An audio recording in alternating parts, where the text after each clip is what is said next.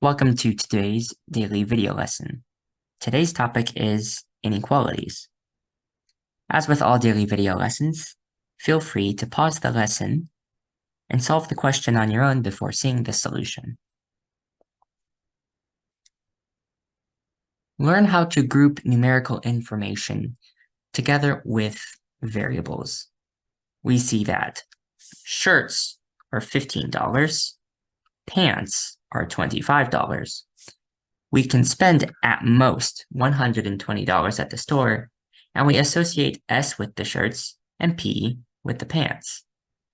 Since we know that the number associated with shirts is 15, and the variable associated with shirts is S, we have 15S.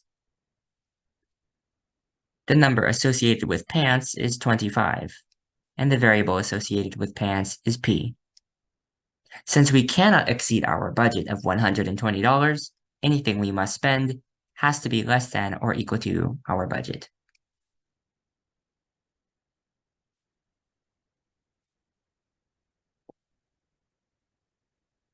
In this case, we have a sandwich inequality. We start with 200 pounds at birth.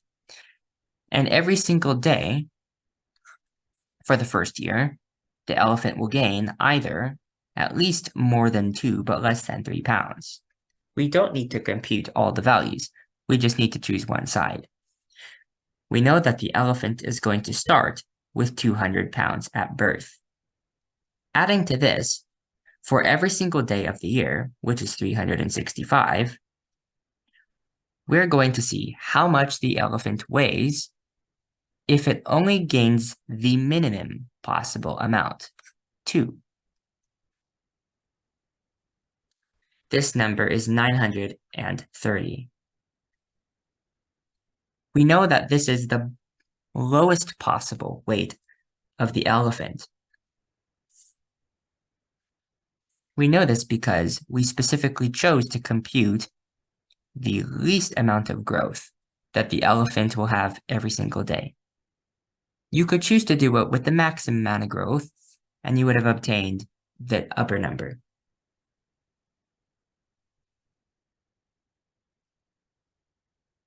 This is another budget question. The budget is $20 for streamers and balloons, where streamers are $149 per pack, and the balloons are $439 per pack. If we put the variable S with streamers and the variable B with balloons, we have that 1.49, the cost of the streamers goes with S, and 4.39, the cost of balloons goes with B. Again, we don't want to exceed our budget, so we are less than or equal to 20. In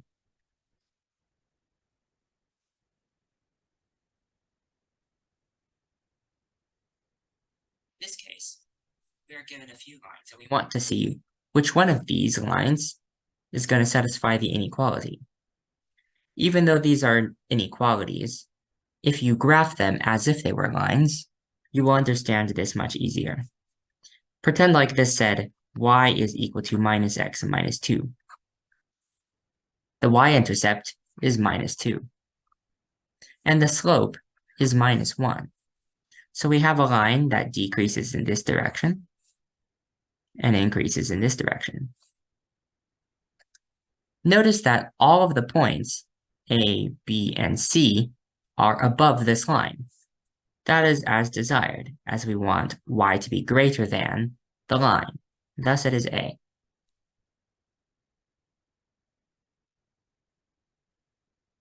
With this system of inequalities, we first simply rewrite it as one inequality.